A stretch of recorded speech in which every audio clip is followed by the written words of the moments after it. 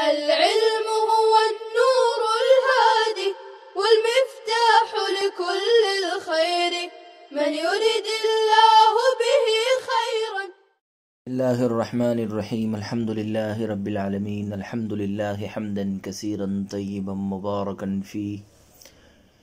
سبحان الله وبحمده سبحان الله العظيم. وصلى الله وسلم على نبينا محمد وعلى آله وأصحابه وبارك وسلم تسليما كثيرا كثيرا. بسم الله الرحمن الرحيم. وَإِذَا أَذَقْنَا النَّاسَ كُفَّارَ مَكَّةَ وَغَيْرَهُمْ رَحْمَةً نِعْمَةً فَرِحُوا بِهَا فَرْحَ بَطْرٍ وَإِن تُصِبْهُمْ سَيِّئَةٌ شِدَّةٌ بِمَا قَدَّمَتْ أَيْدِيهِمْ إِذَا هُمْ يَقْنَطُونَ يَيْأَسُونَ من الرحمة ومن شأن المؤمن أن يشكر عند النعمة ويرجو ربه عند الشدة. أولم يروا يعلموا أن الله يبسط الرزق يوسعه لمن يشاء امتحانا ويقدر يضيقه لمن يشاء ابتلاء إن في ذلك لآيات لقوم يؤمنون بها. فآت ذا القربى القرابة حقه من البر والصلة والمسكين وابن السبيل المسافر من الصدقة وأمة النبي صلى الله عليه وسلم تبع له في ذلك خير للذين يريدون وجه الله ثوابه بما يعملون وأولئك هم المفلحون الفائزون.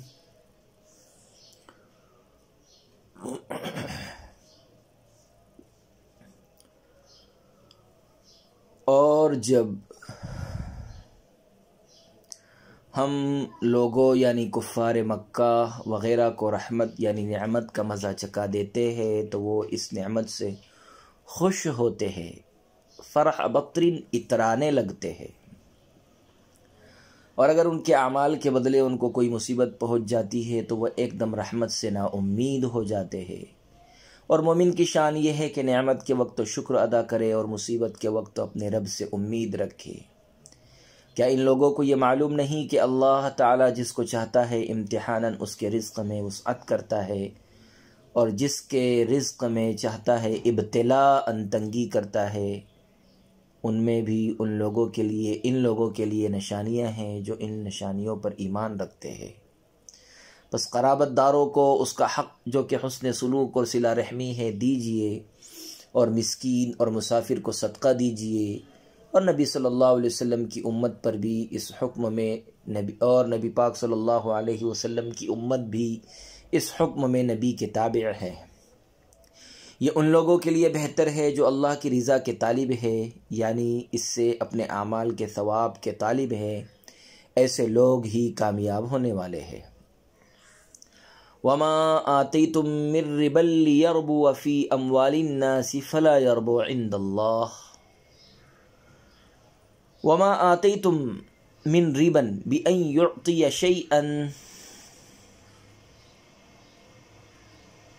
هِبَةً أَوْ هَدِيَّةً لِيَطْلُبَ أَكْثَرَ مِنْهُ فسمي باسم المطلوب من الزيادة في المعاملة ليربو في أموال الناس أي المعطين أي يزيد فلا يربو يزكو عند الله لا ثواب فيه للمعطين. وما آتيتم من زكاة صدقة تريدون بها وجه الله فأولئك هم المضعفون ثوابهم بما أرادوا فيه التفات عن الخطاب. اللہ الذی خلقکم ثم رزقکم ثم یمیتکم ثم یحییکم هل من شرکائکم ممن اشرکتم باللہ من یفعل من ذلکم من شیء سبحانہ وتعالی عما یشرکون. اور جو چیز تم زیادہ ہونے کے خیال سے دیتے ہو اس طریقے پر کہ کوئی چیز ہبہ یا ہدیے کے طور پر دی، اس خیال سے کہ اس سے دیے ہوئے سے زیادہ طلب کرے، تاکہ جن لوگوں کو دیا گیا ہے ان کے مال میں مل کر زیادہ ہو جائے، تو وہ اللہ کے نزدیک بڑھتا نہیں ہے، یعنی اس میں دینے والوں کو کوئی اجر نہیں ہے. ربا کے خیال سے دی ہوئی چیز کا جس کے دینے میں زیادتی مطلوب ہے اس شے کا نام ربا رکھ دیا، یعنی جو ہدیہ یا ہبہ زیادتی کے ارادے سے دیا گیا ہے، چونکہ اس میں زیادتی یعنی ربا مطلوب ہے، لہذا اس ہبہ یا ہدیے کا نام ہی قرآن میں ربا رکھ دیا گیا ہے۔ اور جو تم زکوٰۃ دو گے جس سے تمہارا مقصد اللہ کی رضا ہے، تو ایسے لوگ ہی ہے جو اپنے ثواب کو اپنے مطلوب کے مطابق دو گنا کرتے ہیں۔ اس میں خطاب سے غیبت کی طرف التفات ہے۔ اللہ ہی وہ ذات ہے جس نے تم کو پیدا کیا، پھر تم کو رزق دیا، پھر تم کو موت دے گا، پھر تم کو زندہ کرے گا۔ تمہارے شرکاء میں بھی جن کو تم اللہ کے ساتھ شریک کرتے ہو، کوئی ایسا ہے کہ جو ان کاموں میں سے کچھ بھی کر سکے؟ نہیں، وہ ان کے شرکاء سے پاک اور برتر ہے۔ عزیز طلبہ کرام، گزشتہ کل کے سبق میں ایک آیت کریمہ گزری تھی، ام انزلنا علیہم سلطانا۔ سلطان سے مراد حجتاً و کتاباً۔ مفسر علام نے سلطان کی مراد کو ذکر کیا تھا۔ فہو یتکلم، یتکلمو کی تفسیر کرتے ہوئے فرما رہے تھے تکلم دلالت، تکلم دلالت۔ یتکلمو کی تفسیر تکلم دلالت سے کر کے فرما رہے ہیں کہ یہاں تکلم سے مجازاً دلالت مراد ہے، ورنہ تو حجت یا کتاب تکلم نہیں کرتی، البتہ مجازاً کہا جاتا ہے کتاب ناطق، ویقال هذا مما نطق به القرآن۔ لہذا تکلم سے مراد مجازاً دلالت ہے، ورنہ تو حجت یا کتاب کسی طرح کا کوئی تکلم نہیں کرتی ہے۔ اس سے اگلی آیت کریمہ میں فریحو کی تفسیر کی گئی تھی فرح بطر، بے انتہا خوشی کا اظہار کرنا جو تکبر اور اترانے کی حد تک پہنچ جائے۔ شارح رحمۃ اللہ علیہ نے فرح بطر کا اضافہ کر کے اس شبہ کا جواب دیا کہ اللہ تعالیٰ کی نعمتوں پر خوشی کا اظہار کرنا کوئی مذموم بات نہیں ہے، بلکہ وَأَمَّا بِنِعْمَةِ رَبِّكَ فَحَدِّثْ کی روح سے محمود ہے۔ تو اس کا جواب دیا کہ تحدیث نعمت کے طور پر اظہار نعمت کرنا اگرچہ محمود ہے، تحدیث نعمت کے طور پر اگرچہ اظہار نعمت محمود ہے، مگر تکبر اور اترانے کے طور پر اظہار ممنوع ہے۔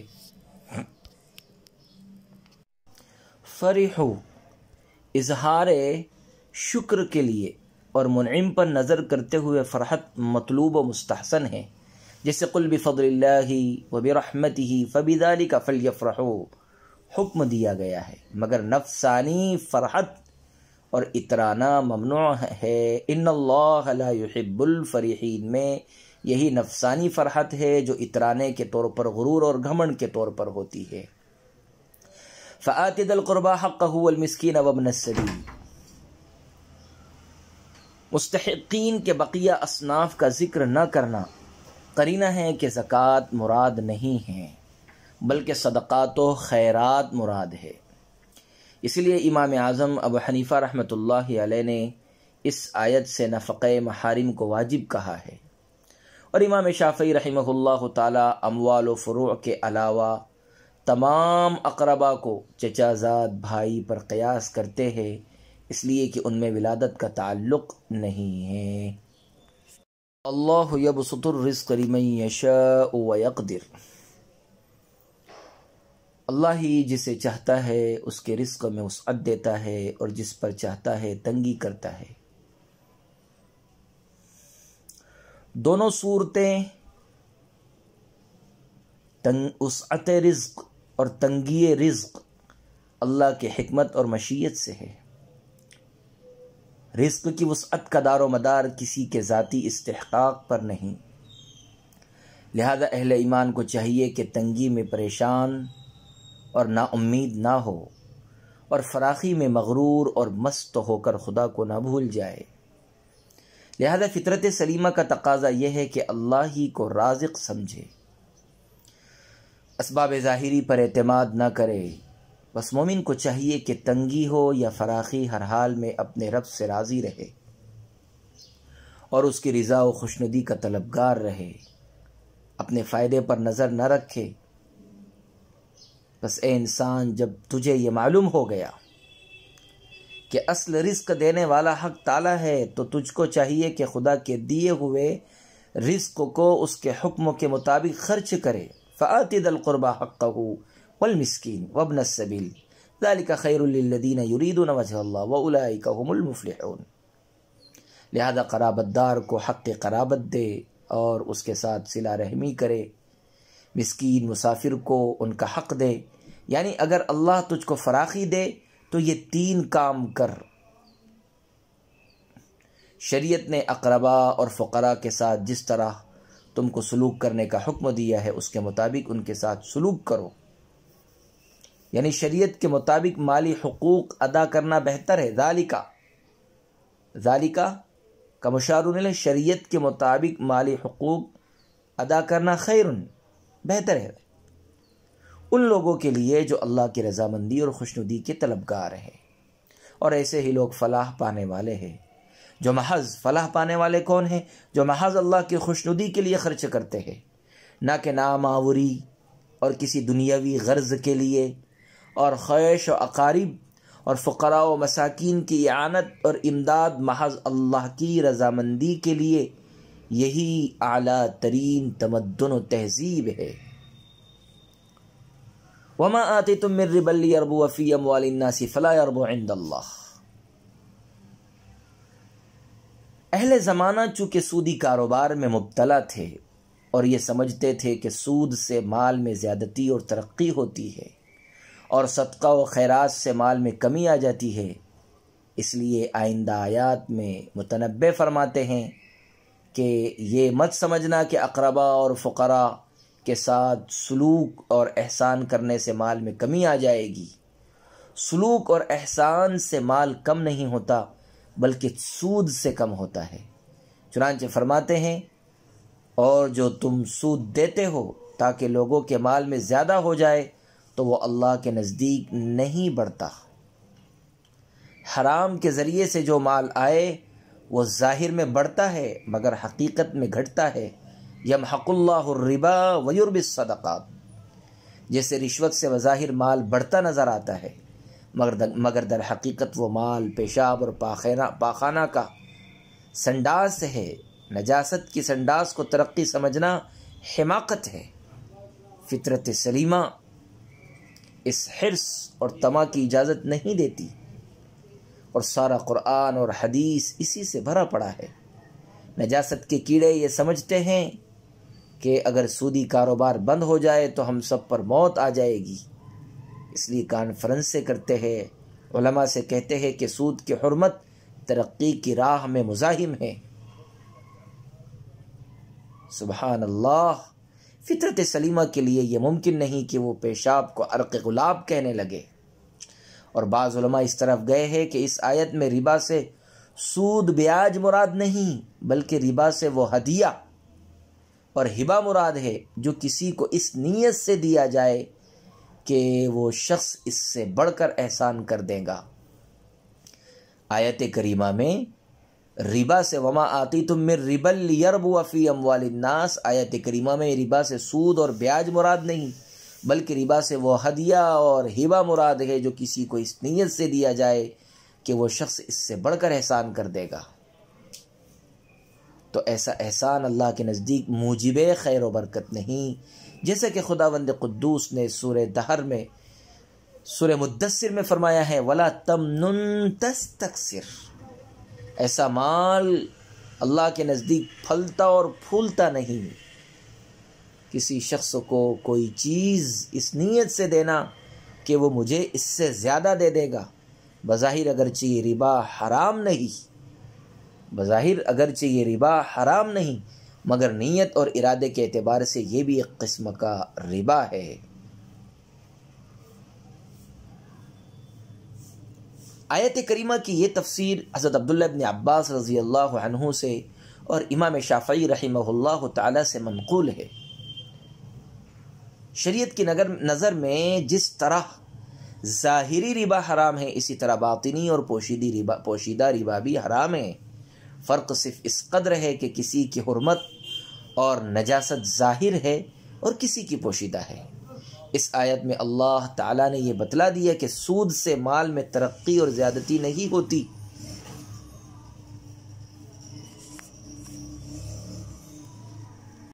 بعض مفسرین فرماتے ہیں کہ اس آیت کریمہ میں ایک بری رسم کی اصلاح کی گئی ہے جو عام خاندانوں اور اہل قرابت میں چلتی ہے۔ وہ یہ کہ عام طور پر کنبہ، رشتہ دار کے لوگ،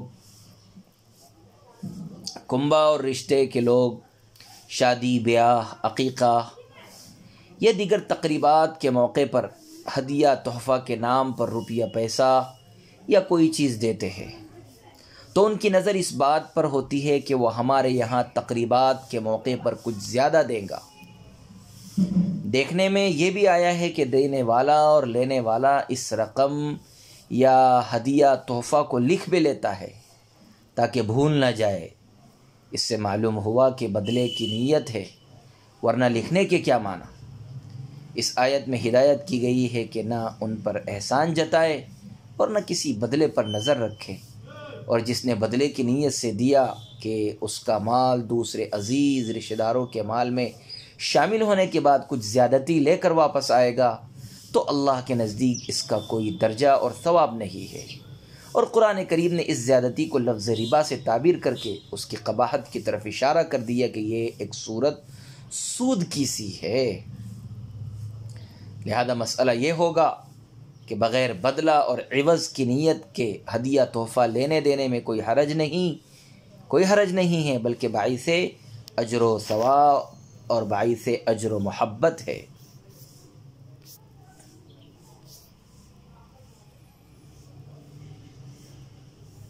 وما آتیتم من ربا لیربو فی اموال الناس فلا یربو عند اللہ۔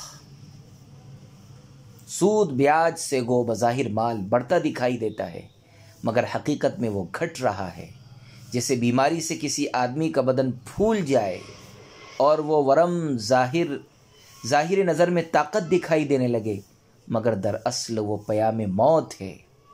اسی لیے اسلام نے سود اور مہاجنی نظام کو معاشیات اور اقتصادی ڈھانچے کے لیے ناسور اور سرطان قرار دیا اور سختی سے پورے رکھنے بند کر ڈالے، حتیٰ کہ محققین نے یہی تقریبات کے موقع پر نیوتے کی رسم اسے میں داخل کر کے ممنوع قرار دیا۔ برادری کی تقریبات میں ہدایہ اور تحفوں کا لینا دینا اس نیت سے کہ وہ رقم بعینہ ہی یا اس سے زائد ہو کر واپس آئے گی، چنانچہ نہ آنے کی صورت میں شکایت ہوتی ہے، بلکہ بعض برادریوں کے کھاتوں میں اس کا اندراج بھی ہوتا ہے، غرض کہ یہ بھی ایک لعنت ہے۔ حضرت عبداللہ ابن عباس رضی اللہ تعالیٰ عنہ سے منقول ہے کہ العطیۃ التي تعطى للاقارب للزیادة في اموالهم فهو ربا وما آتیتم من ربا لیربو۔ ربا سے وہ عطیہ مراد ہے جو اقارب، رشتہ دار، دوست و احباب کو دیا جاتا ہے تاکہ وہ ان کے مال میں بڑھ کر جب واپس لوٹے تو زیادہ ہو کر کے لوٹے۔ اور ابن عباس، مجاہد وغیرہ اکابر سے یہ الفاظ بھی منقول ہے، هو الرجل رب الشيء يزيد ان يناب افضل منه فذلك الذي لا يربو عند الله ولا يرجو صاحبه فيه ولا اثم عليه۔ ہاں، کوئی واپسی کی نیت سے نہ دے بلکہ یک طرفہ سلوک کرے اور اس میں داخل نہیں ہے۔ اور خصوصیت سے پیغمبر علیہ السلام کے لیے لا تمنن تستکثر فرما دیا گیا ہے، یعنی گو امت کے حق میں اس ربا حلال یعنی نیوتا، ہدیہ، تحفہ، گفٹ کی اباحت ہے، مگر آپ صلی اللہ علیہ وسلم کے لیے ممانعت ہی ہے۔ لا تمنن تستکثر۔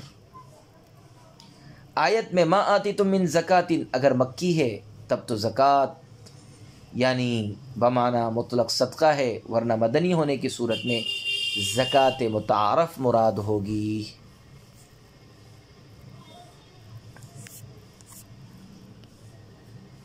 اب آگے اس کے بالمقابل زکوٰۃ اور صدقات کو بیان کر رہے ہیں کہ خدا تعالیٰ کی راہ میں خدا کی خوشنودی کے لیے خرچ کرنے سے مال میں برکت اور ترقی اور زیادتی ہوتی ہے۔ چنانچہ فرماتے ہیں وَمَا آتَيْتُم مِّن زَكَاةٍ تُرِيدُونَ وَجْهَ اللَّهِ فَأُولَٰئِكَ هُمُ الْمُضْعِفُونَ، اور جو تم زکوٰۃ اور خیرات دو جس سے تمہارا مقصود محض اللہ کی رضامندی اور خوشنودی ہو، تو سمجھ لو کہ ایسے ہی لوگ اپنے مال کو اضعافا مضاعفہ زیادہ در زیادہ کرنے والے ہیں، ایک کے کم از کم 10 بنانے والے ہیں۔ من جاء بالحسنۃ فلہ عشر امثالھا، من ذا الذی یقرض اللہ قرضا حسنا فیضاعفہ لہ اضعافا کثیرہ۔ ترقی تو یہ ہے، حدیث میں ہے کہ صدقہ اللہ کے ہاتھ میں پہنچتا ہے اور پھر اللہ اس کو بڑھاتا ہے یہاں تک کہ احد پہاڑ کے برابر ہو جاتا ہے۔ اب آگے پھر مشرکین کی تنبیہ کے لیے توحید کو بیان کرتے ہیں کہ خدا برحق وہ ہے جس نے تم کو پیدا کیا، تم کو روزی دی تاکہ تم اس کی روزی سے زندہ رہ سکو، پھر تم کو موت دے گا، پھر قیامت کے دن تم کو زندہ کرے گا۔ بھلا تمہارے شرکاء میں سے بھی کوئی ایسا ہے کہ جو ان کاموں میں سے کوئی کام کر سکے یا مار سکے یا جلا سکے؟ اور ظاہر ہے کہ کوئی کچھ نہیں کر سکتا، بس ثابت ہو گیا کہ وہ پاک اور برتر ہے اس چیز سے جس کو وہ اس کا شریک ٹھہراتے ہیں، کوئی اس کا شریک نہیں، وہ وحدہ لا شریک لہ ہے۔ بسم اللہ الرحمن الرحیم۔ ظہر الفساد فی البر ای القفار بقحط المطر وقلة النبات والبحر ای البلاد التي على الانہار بقلة مائها بما كسبت ایدی الناس من المعاصی لیذیقهم بالنون والیا بعض الذی عملوا ای عقوبته لعلهم يرجعون يتوبون قل لكفار مکة سیروا فی الارض فانظروا کیف کان عاقبۃ الذین من قبل کان اکثرهم مشرکین فاہلکوا باشراکہم ومساکنہم ومنازلہم خاویہ۔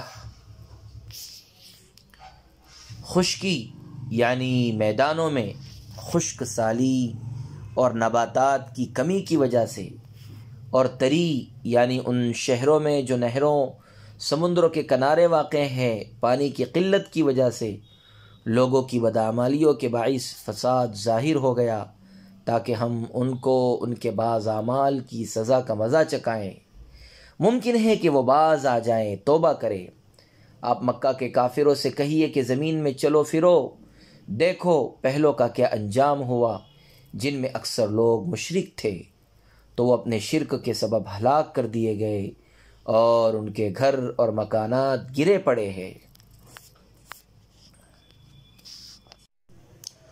ربط ما تقدم۔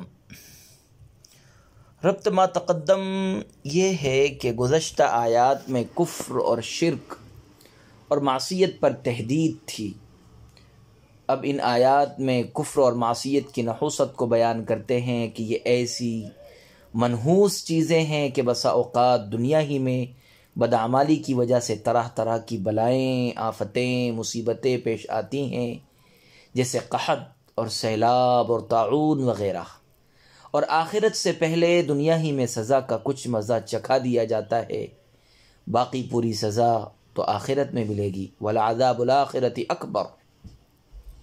اور ان دنیاوی مصائب و آفات کے نازل کرنے سے مقصد یہ ہوتا ہے کہ انسان اپنی بدعمالی پر متنبہ ہو اور خدا تعالیٰ کی طرف رجوع کرے، دنیا میں چل پھر کر کے دیکھ لے کہ دنیا کی بڑی بڑی قومیں کفر اور معصیت کے جرم میں کیسی تباہ اور برباد ہوئی کہ آج صفحہ ہستی پر کہیں ان کا نام و نشان نظر نہیں آتا۔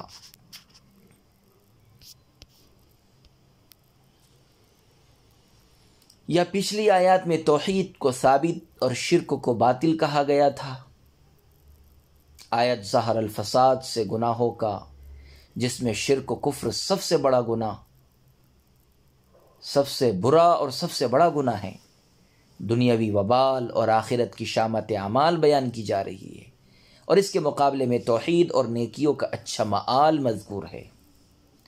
آیت وَمِنْ آیَاتِهِ أَن يُرْسِلَ الرِّيَاحَ سے کچھ تھوڑے سے اختلاف سے وہی مضمون ہے جو پہلے بھی گزر چکا ہے، مگر پہلے دلائل توحید کی حیثیت سے بیان ہوا تھا، اور یہاں انعامات خداوندی ثمرہ اعمال ہونے کے لحاظ سے مذکور ہے۔